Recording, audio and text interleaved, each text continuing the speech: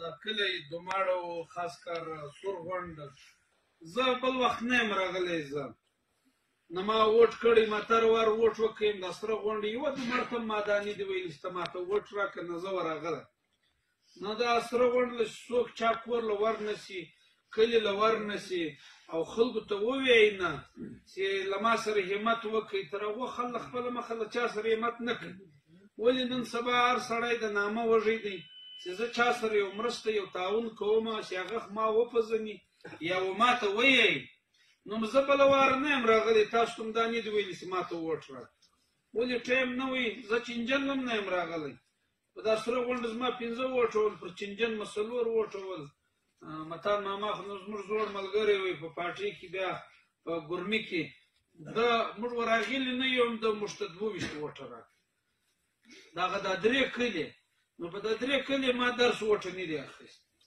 درس ووټه په 3 کلي دا 3 پولینګ دی نو زه راغلی نه دا واره نو دا 15 کاله بعد چې دا کم دغه وسوي اوس نو دا اوس الیکشن لپاره موږ شناخت کارډونه هم جوړ کړ ډېر او خاص کار هغه خلک چې پلار یې زموږ ملګری وي د مور ووټ یې زموږ وي د زویانو د نژندو شناخت کارډونه موږ ور جوړ کړل 8000 شناخت کارډ هم جوړ دا اوس موږ له په ګټه راځي دارنګه معنا په بلدیات کې موږ ښه رزلټ واخیستی دا زموږ تر ګردو د بوري تر ټولو پارټیانو زیات کونسلران موږ وګټل له موږه بعد بیا جمعیت وګټل د هغه بعد دا نورې وړې وړې پارټۍ سکیمې دي 15 کونسلره وګټل خو خیر د هغه دې تېرې شوې د راروان وار دپاره موږ د عبدالله ماما دی یو دغه د حاجي فایدین پلار څه نوم حاجي خامد دی که نور د سره غونډ سپین ږیري دي که ځوانان ما حاجي فایدین سره هم رابطه وکړه بیا ما د عبدالله ماما ته وویل ما تېږه سره راوغواړه سره کښېږو نو هغه نو د یو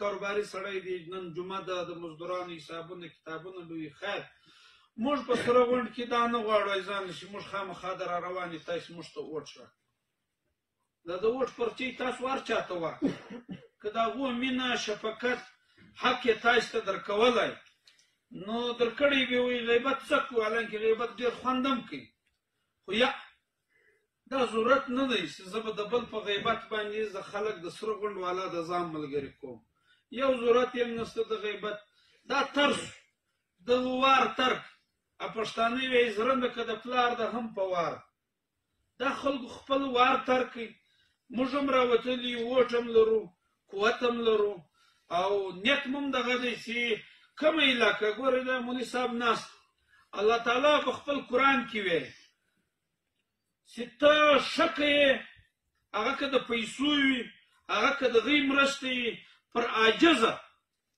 پر معذوره پر حقداره چې مستحق وي حقدار وي زکات هم ته هغه ته ورکوی شي خیرات هم په هغه باندې قبلېږي او نیکي هم دا د ګورمنټ دا سور غونډ نه دی دا خو دا رنګه دی چې د ژوند معنا دا نور خلک بیا هم کېږي له دا منیسټران یو شی وړی د سره غونډ والا یې وار ووټ ورکړي بیا ذاته مېړه له ورځي نه که ګسر ورسي دی دغه سړی موږ ساده خلک د غرو خلک د یوې پښتو خلک یو دې ووټ به ورکړي اوس به ور یاد سمه کور له راغی سوال یې راته وکړي اوس به کور له راشي راته وبهیئ چې یا سکول در کوم یا هسپتال در کوم یا به له مال وي که ستا ضرورت څه ده چې کوم ضرورت یې په وس پراوي هغه به یې کړی تاسو خو معنا په زړه صفا خلک یاست د غرو خلک چې دي هغه همیشه صادقان دا پړې دا دندې دغه په د بازارو کې وي مګر تاسو په د خپله سادګي په د خپل ښه نیت له هر چا سره ښه وکړ هغه خلکو به تاسو ته په ښه نظر نه وکتل ستا حق یې و تا ته نه کوي دا زه خو دا یم په لورلایي کې ګرده حلقه ده تر ټولو زیات په سیاست کې که حکومت له هر چا وي مستحقه حقداره سور غونډ دلته په دې کوي چې دلته بجلی نشته دلته سړک نشته دلته د اوبو نظام نشته دلته ډیم نشته حالانکې سور غونډ چې د ډیمو دپاره سوني په وړه وړه خرچه باندې هر شله کې معنا چې ګسر د نوي پاخه ډیمونه هم چې د هغوی په بلډوزر ښه پوخ کول واچوې یو څه ډبرې ورته دغه کې کم سے کم معنا دلته به دونې زیم وي چې د دغو کورو کاریز راووځي دغه زیم جم کوی شي خو دا د لورلایي سر دی د اوبو سټارټ له دغه ځایه راځي، بیا دا اوبه پر انمبار وځي، بیا پر دوکۍ ځي، بیا هغه د سیوۍ له ځي پر ناړي ګیج، بیا سیند له ځي. دا خو د سره غونډ د باران اوبه پر ګر پاکستان راځي. که د دغه ته دلته یو ګټ وتړې د دغه پیدا واغه لس کور وته، بیا د سره غونډه آبادي زله جلا جلا د په هر شله کې دي. ته دا کار وکړه، دلته ډیمونه جوړ شوي وای، دلته معنا باغونه ولای، د دغه ښایسته موسم کې د کریم صاحب خبره ده 15 درختي 1,00,000 روپۍ جوړي. بیا څه کوي د سره غونډ والا چې د مسلم باغ د کرم په شوسو به ننوځي، معنا کولنګ به وي، په هغه یخو کې به پراته وي، معنا مزدورۍ به کوي. دا خدای ډېر ښه تندر کړی دی، خو ستاسو له ښه نیت هم تاسو ته درپېښ دا وره ښه نیت چا سره مه کوئ. دی کار وکړئ، په خپل ذهن کې وګورئ چې کوم سړی تا ته سهار کوک درکوی سي، په دغه باندې وخت سړي ته ووټ ورکړئ. شمس ته هم ورکړو، کوم پر شمس لوی نه لګېږي ما ته ووټ مه راکوئ. زه په دغه ګیم خوشحاله یم چې د عدلا ماما نن موږ ته یو عزت راکړي، د زما مېلمنو ته یې ورکړي. دغه عزت چې دی ما ته ووټ نه کړه، دا ووټ دون شی نه دی، انسانیت ښه شی دی، قرابت و علاقایي روایات ښه شی دی. دا زما ستا د پښتانه ډېر د غیرت شیان شته، که موږ دغه وساتل، په دې کې مینه هم شته، په دې کې کومک هم شته، په دې کې عزت هم شته.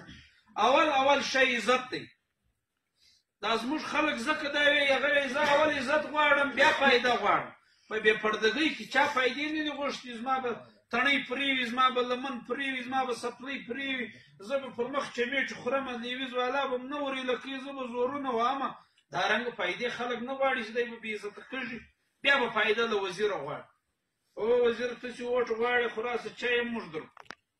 حال راځه وکړه، دا یوه ډایري کې د سره غونډ په یوه صفحه کې د ګر سره غونډ مسلې لیکل کېږي.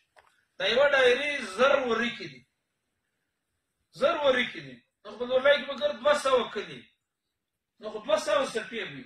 په دې کې ته ولیکه په 15 کاله یو کار وکړه، خو ویې لیکه هېروه یې مه. هېرونه معنا دغه ده چې سهار له انسان یو شی هېرېږي، په کاپۍ کې لیکلي دي. د پیوري څه مسله ده؟ په پیوري کې له ما سره چا ملګرتیا وکړه؟ په تور تنګي کې له ما سره چا ملګرتیا وکړه؟ په پښتګۍ کې له ما سره څوک ملګري دي؟ او مسله یې چېرته؟ مثال دا سور غونډ ګر دغه رنګه دی. عزیزانو تر اوټ چې ګسر موږ ته نه کوي، دغه عزت زموږ دپاره په انسانیت کې اول شی زموږ ستاسو د پښتانه عزت دی. دا کوم عزت چې تاسو موږ ته راکوئ، دا عزت زموږ تر سر تر که له عزت سره سره ته ماته یو فایده را رسوې، دا خو بیا ګسر نوره د دغه غوړه د ولمړۍ سهار جلسه و په ریلي کې ملګرتیا کوې، دا خو نوره ښه شو. که ما او تا سهار و ماښام یو ضرورت پر یو حال احوال ستا یو کار باندې په ما حل کېږي، په تاڼه کې یا په نادره کې یا په پلاني دفتر کې یا په هسپتال کې، نو زه د بازار سړی یم، په سیاست پوه یم، میړه به مو ولد یو چا ته ټلیفون وکړم هم هغه کار کېږي. د سره غونډ والی به شپې ورته کوي. که زه هلته تاسو دا همت وکړم تاسو ته ښه معلومه شي. که دلته معنا موږ له تاسو یو کومک غواړو چې ته یاره زما په جلسه کې له ما سره ملګری شې، ته ما ته په ووټ کې ملګری شې، ته ستا د کور له ووټه سره سره ما ته یو 3 کوره نور را پیدا کړه، ستا به هم یو تب جوړی وي، نو دا ملګرتیا سو. ملګرتیا چې د هغه په شرطو نه وي. کاروبار خلک په شرط کوي، ملګرتیا خلک په اخلاص کوي. ملګرتیا موږ له تاسو غواړو، یو سړی کوئ ملګرتیا، دوه یې کوئ، ګرد یې کوئ، موږ خو خوشحاله کېږو. ولې دا ووټ به یو سړی کوي، اسمبلۍ له به یو سړی ځي، دا سور غونډ تره واره مکداره وي، تر هغه له مخه مکداره وي، مګر حقداره ته چې حق نه کوي ور، دا د اسلام په زمره کې نه راځي. که ملا هم واکداره ته حق نه کوي ور، اول ملا د اسلام خلاف کار کوي.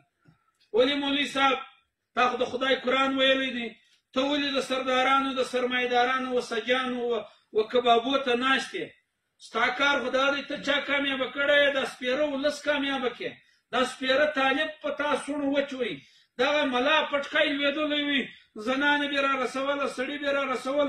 تا د دغو خلکو خیال خو وساته، مګر هغه انسان بدل شي، ملا هم بدل شي، د دوی کرسۍ ده، اجتور هم بدل شي، پښتونخوا هم بدل شي، سهار به شمس هم بدلېږي، خو زه له خدای سره معنا کامیابي له الله غواړم، ولې دا کار د الله دی. که الله وغوښتل تاسو به ملګرتیا وکړئ، که نه وغوښته نه به وکړي. تاسو به سره نه وکړئ، نور به رای وي. چا ډېر وټ وخت یې هغه به کامیابه کړي.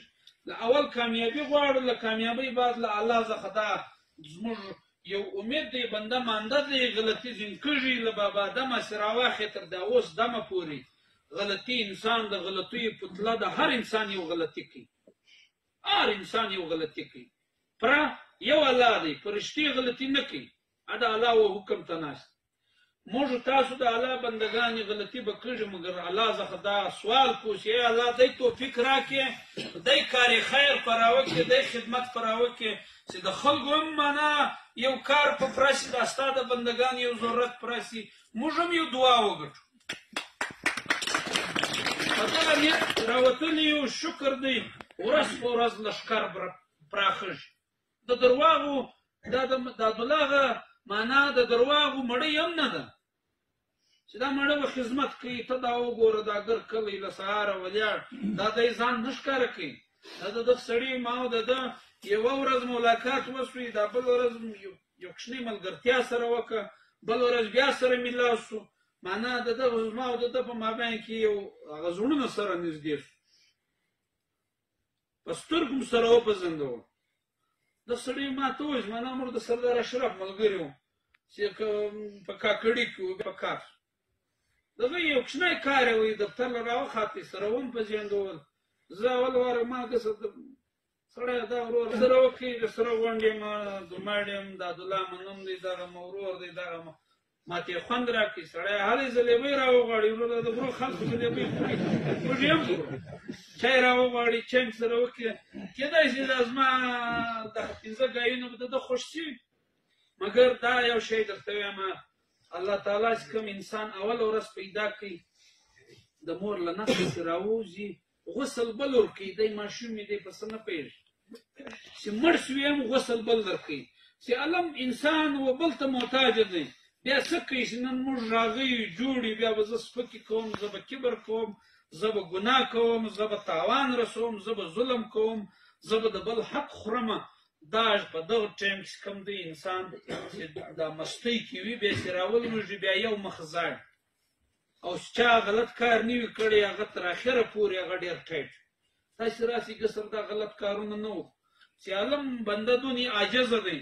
بیا سله پر وزارت خوند اخیستې د معنا په تا پنځه ګاډۍ پسې شوې، بیا به ذاته و تا ته خبره نه کړي.